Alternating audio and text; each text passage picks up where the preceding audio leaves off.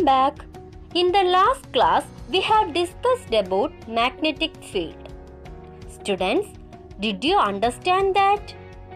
It's a very important topic, so study well.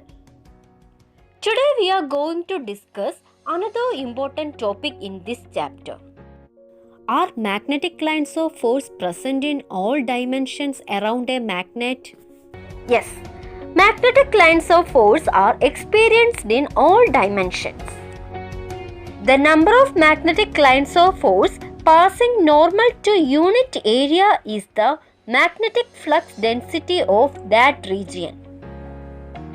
And remember one thing, magnetic flux density is greater at the poles of a magnet. Carefully observe the magnetic lines of force when two like poles are brought near. Magnetic lines of force bend sideways when like poles of magnet come near each other. Next, we are going to see the magnetic lines of force when two unlike poles are brought near. What do you see? Yes, when unlike poles of magnet come close to each other, the path of the magnetic lines of force is from the north pole of one magnet to the south pole of the other magnet. From these two figures, can you find out the peculiarities of magnetic lines of force? Yes, the magnetic lines of force do not intersect one another. The magnetic lines of force bend sideways when like poles of magnet come near each other. And when unlike poles of magnet come close to each other, the path of the magnetic lines of force is from the north pole of one magnet to the south pole of other magnet. Now, you have understood that a magnet attracts magnetic substances. What are the substances attracted by a magnet? Iron, cobalt, nickel and alnico are some of the substances which are attracted by magnet. Does a magnetic substances attracted by a magnet get a magnetic force? Let's see. Bring a pin in contact with the pole of a bar magnet as shown here. Is it attracted? Yes.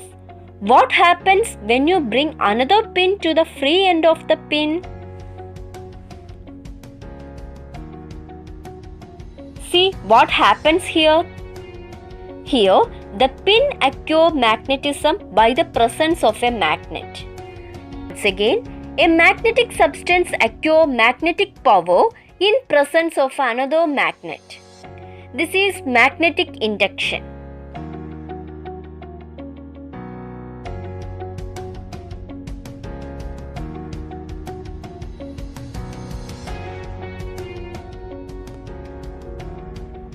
Then what about its polarity? Whether under contact or non-contact, the polarity of the magnet produced by induction will be like polarity at the farther end and unlike polarity at the nearer end. Next, we are going to see magnetic induction in soft iron and steel. Place a soft iron on any pole of a bar magnet as shown here. Press the free end of the iron piece in a heap of pins and take it out, holding the soft iron piece, removing the bar magnet. What do you observe? Yes, all the pins fall down. Repeat the experiment using steel bar and observe what happens when the steel bar is removed from the magnet. Yes, the pin do not fall down from the steel bar. I will explain. Both the rods acquire magnetism in presence of a magnet, but soft iron piece is not able to retain the magnetic property when the magnet is removed from it. But steel bar is capable to retain the magnetic power once it has attained. The ability of a magnetic substance to get magnetized under the influence of a magnetic field is susceptibility. Retentivity is the ability to retain the magnetism thus acquired.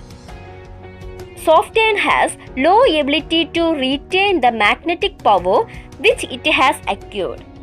That is, retentivity is low, but it is easily magnetized. That means it has greater susceptibility. In the case of steel, it has the ability to retain the magnetic power once it has acquired. So, retentivity is greater and is not easily subjected to magnetic induction. So, susceptibility is very low. On the basis of this, which one is suitable for temporary magnet and which one is suitable for permanent magnet? Soft iron gets magnetized easily, so it is suitable for making temporary magnet. And steel retains the magnetic power once it has gained. That is, it has greater retentivity, so it is suitable for permanent magnet. Students, let's conclude today's session. Today we have discussed some important aspects about magnets. Study well. See you again. Thank you.